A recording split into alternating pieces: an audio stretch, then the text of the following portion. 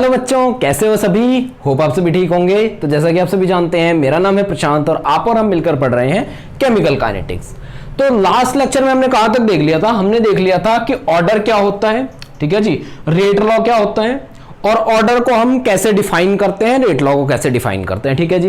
Rate law में order को कैसे लिखा जाता है ये भी हमने देख लिया था और लास्ट में हमने ये भी जान लिया था कि ऑर्डर क्या होता है, एक एक्सपेरिमेंटल क्वांटिटी होती है, ठीक है जी, उसको थ्योरेटिकली नहीं निकाला जा सकता, ठीक है जी।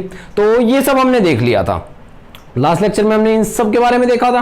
तो एक बार आपको शायद ध्यान आ गया होगा, आपको रिवाइज हो गया होगा, ठीक है जी। तो चलिए आगे चलते हैं। आज का जो हमारा लेक्चर है इसके अंदर हम जानने जा रहे हैं कि जो एक्सपेरिमेंटल ऑर्डर था उसका डिटर्मिनेशन का मेथड क्या होता है, किस तरह से हम उसको एक्सपेरिमेंटली डिटरमाइन करते हैं, ठीक है जी। और उसी के बेस पे हमारे पास बहुत इंपॉर्टेंट न्यूमेरिकल्स बनते हैं, ठीक है जी। तो आज हम उन न्यूमेरिकल्स को देखने जा रहे हैं और उन न्यूमेरिकल्स में से सवाल हर बार पक्का आता है और पूरे चांसेस हैं उसमें से आने के, ठीक है जी। तो वो बहुत इंपॉर्टेंट टाइप ऑफ न्यूमेरिकल्स हैं और अगर आपने लास्ट लेक्चर को ध्यान से देखा होगा तो आपको वो न्यूमेरिकल सॉल्व करने में बिल्कुल भी प्रॉब्लम नहीं होगी, ठीक है जी। तो इसके लिए एक बार लास्ट लेक्चर को पक्का देखें और उसके बाद इस लेक्चर को देखें, ठीक है जी। तो चलिए समझते हैं कि न्यूमेरिकली ऑर्डर को कैसे निकाला जाता है, ठीक है जी। एक्सपेरिमेंटल तरीकों से न्यूमेरिकली ऑर्डर को कैसे निकाला जाता है, ठीक है जी। आइए देखते हैं। तो हम क्या निकाल रहे हैं, हम निकाल रहे हैं experimental methods to determine order of reaction. Order of reaction को डिटरमाइन करने के लिए जो हमारे पास एक्सपेरिमेंटल मेथड होता है उसको हम डिटरमाइन करने वाले हैं, उसको हम समझने वाले हैं।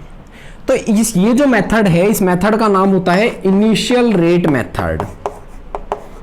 इनिशियल रेट मेथड, ठीक है जी।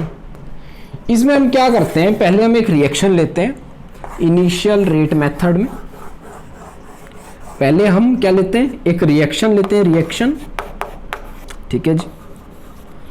उस रिएक्शन में क्या करते हैं, उस रिएक्शन का रेट ऑफ रिएक्शन निकालते हैं। रेट ऑफ रिएक्शन निकालते हैं कब, अलग अलग कंसंट्रेशंस पे, डिफरेंट कंसंट्रेशंस पे, ठीक है जी। अलग अलग कंसंट्रेशन लेते हैं, अलग अलग इनिशियल कंसंट्रेशन लेते हैं, किस चीज की, रिएक्टेंट्स की, और रेट निकालते हैं, ठीक है जी। जैसे कि मान लीजिए टाइप नंबर, जैसे एक्सपेरिमेंट नंबर 1, ठीक है जी, उसमें कुछ भी कंसंट्रेशन ले लेंगे, मान लीजिए 0.1, that is A plus B give rise to C। अगर रिएक्शन है हमारे पास तो A की कंसंट्रेशन ले लेंगे 0.1, B की ले लेंगे 0.2 और हम रेट निकाल लेंगे। रेट कुछ भी मान लीजिए आ जाएगा X, ठीक है जी। सिमिलरली सेकंड एक्सपेरिमेंट करेंगे जिसके अंदर क्या करेंगे, एक को तो कांस्टेंट रखेंगे या एक को कांस्टेंट नहीं रखेंगे, अभी कोई भी वैल्यू ले लेंगे, ठीक है जी। कोशिश करेंगे कि एक को कांस्टेंट रखें, एक की कंसंट्रेशन को कांस्टेंट रखें और दूसरे की चेंज करें। For example 0.1 and 0.4 and rate should be, rate आ गया मान लीजिए हमारे पास Y। थर्ड हमने क्या किया कि मान लीजिए यहाँ पे 0.2, इस बार इसको कांस्टेंट रख लिया 0.2 और रेट कुछ भी हमारे पास आ गया Z, ठीक है जी। इस तरह अलग अलग एक्सपेरिमेंट्स करेंगे और उनसे हम क्या निकाल लेंगे, उनसे हम ऑर्डर निकाल लेंगे, ठीक है जी। ऑर्डर हम निकालने की कोशिश करेंगे और हम पहले लेके चलेंगे कि पहले इसका लेके क्या लेके चलेंगे कि A के रेस्पेक्ट में ऑर्डर अल्फा है एंड B के रेस्पेक्ट में ऑर्डर क्या है, बीटा।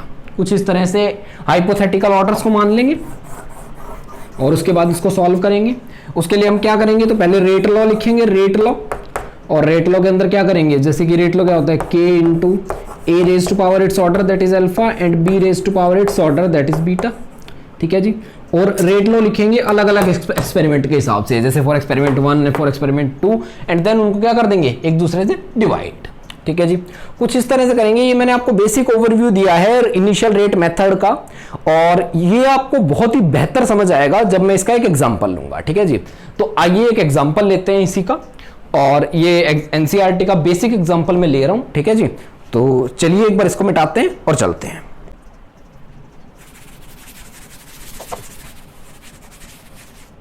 हमारे पास गिवन रिएक्शन है 2NO plus O2 will give rise to NO2. 2NO plus O2 will give rise to 2NO2. ठीक है जी, गैस, गैस एंड गैस। ठीक है जी, अब आप अपनी स्क्रीन पे एक टेबल देख रहे होंगे। ठीक है जी, स्क्रीन पे टेबल को देखिए, इसमें 3 या 4 एक्सपेरिमेंट्स के बारे में दे रखा है। देखिए, जिसमें एक्सपेरिमेंट नंबर 1 है 0.30 कंसंट्रेशन ले रखी है दोनों की, NO की कंसंट्रेशन भी ले रखी है 0.30 और O2 की कंसंट्रेशन भी ले रखी है 0.30 और इनिशियल रेट कुछ आ रहा है 0.096। ठीक है जी, एक्सपेरिमेंट 1 है। ऐसे एक्सपेरिमेंट 2, 3 और 4 दिए हैं।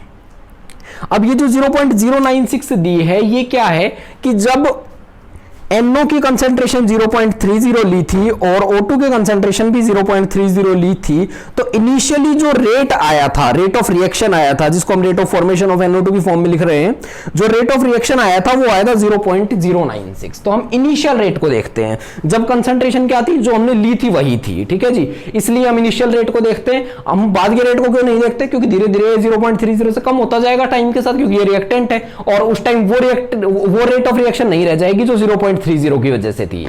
यानी कि हम इनिशियली रेट क्यों देखते हैं, ताकि हमें इस कंसंट्रेशन जो गिवन है उस पे रेट का पता लगे। ठीक है जी, तो इस टेबल को एक बार फिर से देखिए। अच्छा, तो इसमें क्या करना, अब हमें क्या करना है इस टेबल के अंदर, कि हमें 2 ऐसे केस देखने हैं, कोई 2 ऐसे केस छांटने हैं जिसके अंदर एक वन ऑफ द रिएक्टेंट की कंसंट्रेशन तो सेम हो और दूसरे की चेंज हो रही हो। तो आप कोई भी 2 ऐसे केस छांट सकते हैं। मैं यहां पे ले रहा हूं फर्स्ट और थर्ड केस, जिसमें NO की कंसंट्रेशन तो कांस्टेंट है 0.30 और 0.30। ठीक है जी, और O2 की कंसंट्रेशन देखिए डबल कर दी गई है, 0.30 से 0.60 कर दी गई है। ठीक है जी, और रेट भी कुछ चेंज हो गया है, 0.096 से 0.192 हो गया है।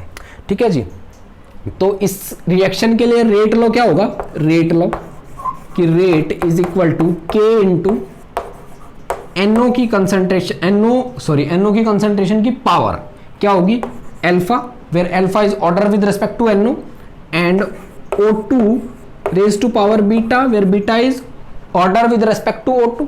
ठीक है जी, अब हम जो एक्सपेरिमेंट 1 है उसके हिसाब से रेट लिख रहे हैं। ठीक है जी, rate with respect to experiment 1। एक बार फिर से देखिए। अच्छा जी, इसमें देखिए रेट तो हो जाएगा R1 और उसकी वैल्यू कुछ हो जाएगी 0.096, और उसके बाद देखिए K सेम आएगा, एंड उसके बाद NO की कंसंट्रेशन 0.30 और O2 की कंसंट्रेशन 0.30। ठीक है जी, और अल्फा बीटा ही रहेंगे क्योंकि हमें वो अननोन है। तो एक बार देखिए R1 is equal to K। ठीक है जी, और क्योंकि इसी रिएक्शन के कई सारे एक्सपेरिमेंट है, इसलिए K हमेशा कांस्टेंट रहेगा, क्योंकि K क्या होता है, रेट कांस्टेंट, किसी भी रिएक्शन के लिए हमेशा कांस्टेंट रहता है, at a constant temperature constant रहता है हमेशा। NO की concentration raise to power alpha and O2 की concentration raise to power beta, कौन सी, जो एक्सपेरिमेंट नंबर 1 में है। ठीक है जी, एक्सपेरिमेंट नंबर 1 में मैं सबस्क्रिप्ट में लगा दे रहा हूँ 1, यानी कि एक्सपेरिमेंट 1 में जो भी कंसंट्रेशन है। अब इसकी वैल्यू तो है 0.096, आपने देखी टेबल में। ठीक है जी, इसकी वैल्यू कितनी है, K की वैल्यू K ही रहेगी, NO की वैल्यू है 0.30 की पावर अल्फा एंड O2 की कंसंट्रेशन है 0.30 की पावर बीटा। ठीक है जी, तो एक केस तो ये हो गया। अब सेम एक्सपेरिमेंट नंबर 3, एक्सपेरिमेंट 1 और एक्सपेरिमेंट 3 को लेके चल रहे हैं। एक बार देखिए एक्सपेरिमेंट 3 को देखिए। एक्सपेरिमेंट 3 में क्या है, रेट की वैल्यू तो कितनी है 0.192। ठीक है जी, कंसंट्रेशन ऑफ NO कितनी है 0.30 ही है, और कंसंट्रेशन ऑफ O2 है 0.60। तो एक बार यहां पे रख देते हैं 0.192 is equal to K into 0.30 की पावर, ऑर्डर सेम रहेगा। ठीक है जी, एंड ये 0.60 की पावर बीटा। ठीक है जी, इसको हम मान लेते हैं इक्वेशन नंबर 1 और इसको मान लेते हैं इक्वेशन नंबर 2।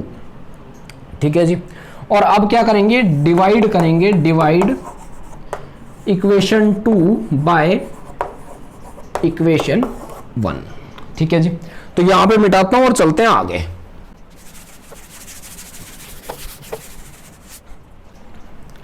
अब चलिए इक्वेशन 2 को इक्वेशन 1 से डिवाइड करते हैं। तो इक्वेशन 2 के LHS को LHS से डिवाइड करेंगे इक्वेशन 1 के, और इक्वेशन 2 के RHS को इक्वेशन 1 के RHS से डिवाइड करेंगे। ठीक है जी, इक्वेशन 2 का LHS क्या है 0.192 divided by LHS of equation 1 कितना है 0.096। अब RHS को ले लीजिए, इक्वेशन 2 का RHS कितना है K इंटू 0.30 की पावर अल्फा एंड 0.60 की power beta divided by k into 0.30 की पावर अल्फा इंटू 0.30 की पावर बीटा। ठीक है जी, ध्यान दीजिए, LHS से LHS को डिवाइड किया, इक्वेशन 2 के LHS को इक्वेशन 1 के LHS से डिवाइड किया और इक्वेशन 2 के RHS को इक्वेशन 1 के RHS से डिवाइड किया। ठीक है जी, तो क्या हो जाएगा, k से k कैंसिल, 0.30 की पावर अल्फा से 0.30 की power alpha cancel and it is 2। ठीक है जी, एंड ये सारा क्या हो जाएगा, तो देखिए 2 इज इक्वल टू, इसको a की ब्रैकेट में लिख लेंगे हम लोग 0.30 और ऊपर आ जाएगा बीटा, कुछ ऐसे कर सकते हैं, इट इज इक्वल टू 2, तो 2 is equal to 2 raise to power beta और 2 रेज टू पावर यानी कि 2 के पावर कुछ नहीं है तो यानी कि 1 है, 2 की power 1 is equal to 2 raise to power beta, so beta is equal to 1। ये लीजिए हमारा ऑर्डर विद रिस्पेक्ट टू क्या आ गया, ऑक्सीजन आ गया। ठीक है जी, सिमिलरली अब एक बार फिर से वो देखिए, फिर से अपनी टेबल देखिए, अब हमने क्या निकाल लिया, बीटा की पावर तो निकाल ली, अब हम कोई भी 2 और केस ले लेंगे। ठीक है जी, प्रेफरेबली हम ऐसे केस लेंगे, वैसे तो आप कोई भी 2, अब तो कोई भी 2 ले सकते हैं क्योंकि आपके पास बीटा की वैल्यू 1 है, पर आप प्रेफरेबली वो केस लेंगे जिनके अंदर क्या हो, अभी हमने किसकी, ए की कांस्टेंट रखी थी, सॉरी एनओ की कांस्टेंट रखी थी, तो इस बार हम ऑक्सीजन की कांस्टेंट रखेंगे। तो ऑक्सीजन की कांस्टेंट रखेंगे तो केस नंबर 1 और केस नंबर 2 ले लेंगे। ठीक है जी, केस नंबर 1 के लिए एक बार रेट लिख रहा हूं। ठीक है जी, केस नंबर 1 के लिए रेट यहां से same copy 0.096 is equal to k into 0.30 की पावर अल्फा इंटू 0.30 की पावर बीटा दैट इज 1। ठीक है जी, क्या हो जाएगा, तो 0.384 is equal to k into 0.60 की पावर अल्फा इंटू 0.30 की पावर बीटा दैट इज 1। ठीक है जी, कोई डाउट नहीं है, एक बार फिर से टेबल देख लीजिए, कंफर्म कर लीजिए। ठीक है जी, अब इनको डिवाइड कर देंगे, ये लीजिए डिवाइड कर दिया, डिवाइड कर दिया। ठीक है जी, तो ये कुछ कितना आ गया, 1/4 आ गया। ठीक है जी, k से k कैंसिल एंड ये कैंसिल हो गया एंड ये आ गया, ये पूरे पे अल्फा आ जाएगा, तो ये कुछ आ जाएगा, मान लीजिए आगे लिख देते हैं, वहां पे मिटा के लिखते हैं,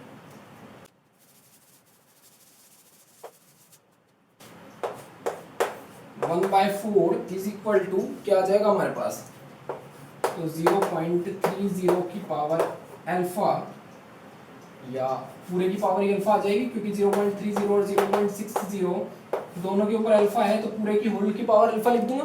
ठीक है जी, अच्छा तो अब क्या हो जाएगा, ये 2 आ गया 1/2, so 1/4 is equal to 1/2 raise to power alpha. इसको आप सॉल्व करेंगे तो क्या कर लेंगे, तो इसको कर देंगे 1/2 की पावर 2 इज इक्वल टू 1/2 की पावर अल्फा, ऐसा लिख देंगे। देखिए 1/2 की पावर 2 लिख सकते हैं इसको, तो अल्फा इज इक्वल टू कितना आ गया, 2 आ गया, बीटा 1 आया था, अल्फा 2 आ गया, तो रेट लो क्या हो जाएगा, रेट लो क्या हो जाएगा, k इंटू NO की पावर 1 एंड O2 की पावर, सॉरी NO की पावर 2 एंड O2 की पावर 1। ठीक है जी, so order with respect to NO 2, order with respect to oxygen 1 and order of reaction कितना आ गया हमारे पास, ऑर्डर इज इक्वल टू 3। अच्छा एक बात देखिए, यहाँ पे ऑर्डर स्टोइचियोमेट्री के इक्वल ही आ गया, बट हमेशा ऐसा नहीं होगा। ठीक है जी, आपको पता ही है हमेशा ऐसा नहीं होगा। एक क्वेश्चन हम करेंगे, इसके बाद एक मैं क्वेश्चन आपको दूंगा, वो आपको खुद करना है, हम नेक्स्ट लेक्चर में सॉल्व करेंगे उसको। ठीक है जी, तो इतना देख लीजिए, इसको मिटा देते हैं और फिर चलते हैं आगे। ठीक है जी,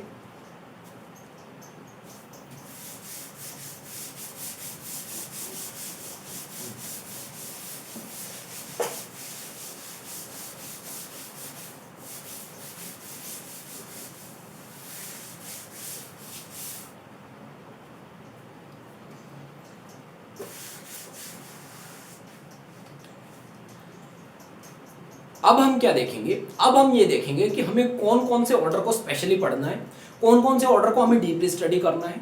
इसके अलावा रेट की यूनिट्स क्या होती हैं और रेट कांस्टेंट जो के लगता है हर एक रेट लॉ में, उसकी यूनिट्स क्या होती हैं। ठीक है जी, तो सबसे पहले तो हम देखेंगे units of rate, units of rate देख लेते हैं।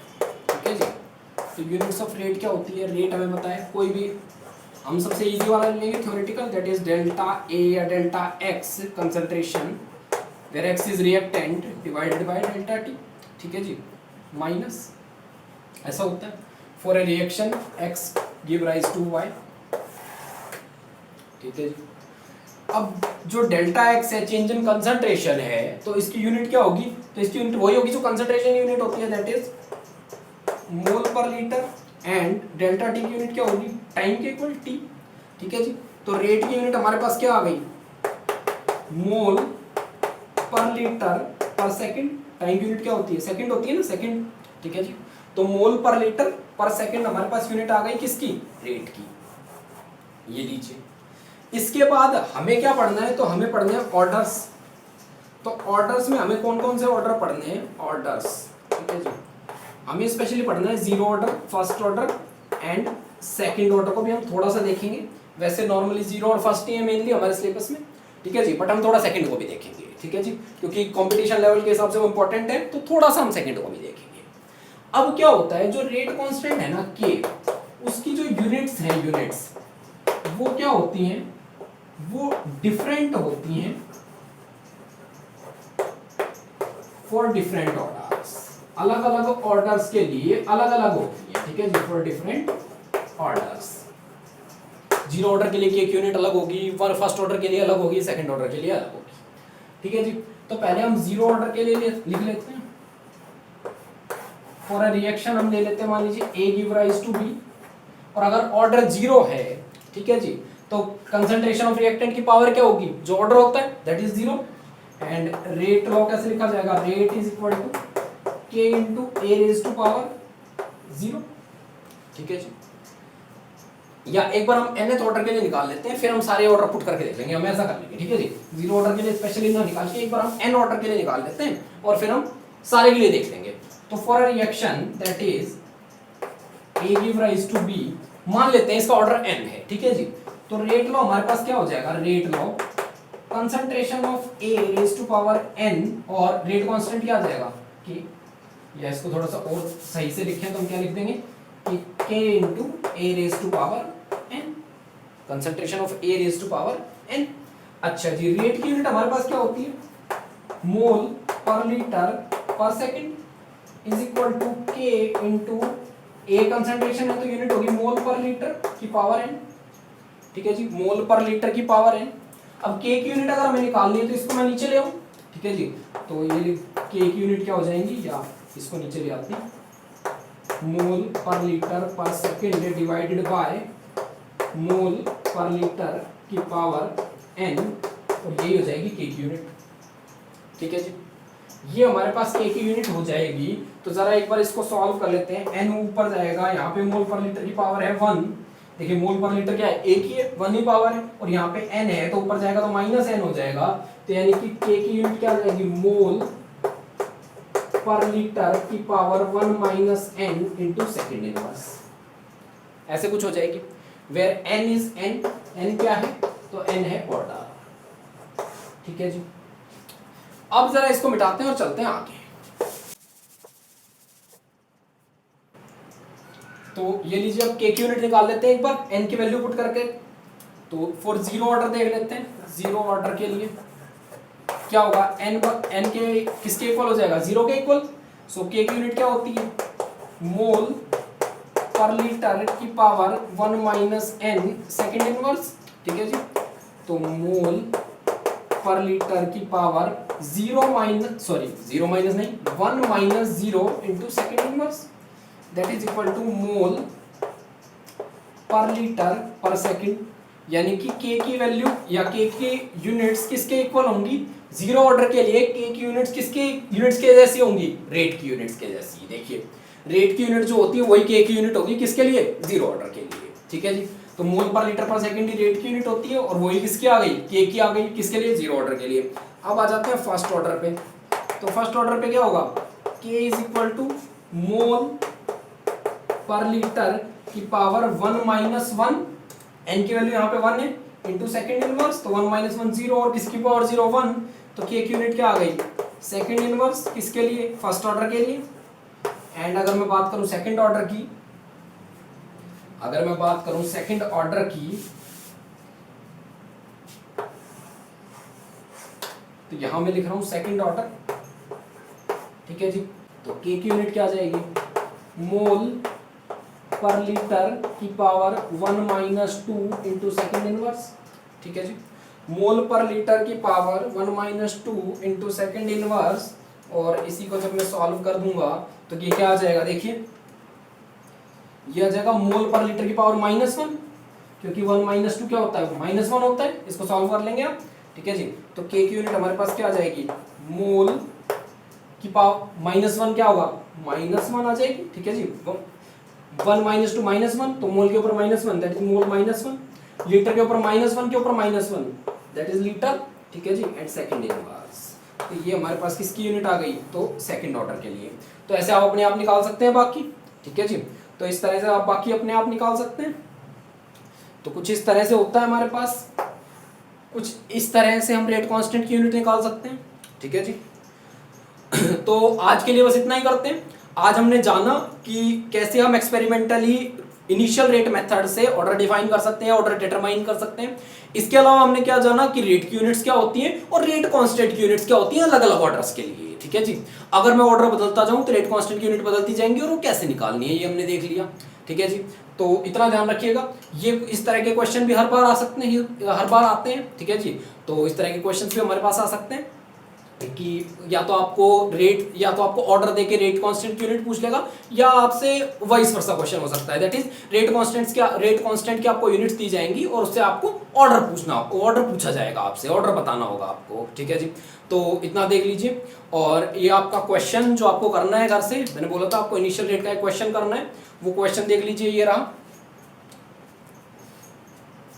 और इसका स्क्रीनशॉट ले लीजिए एंड इसको ट्राई कीजिएगा अपने आप, ठीक है जी।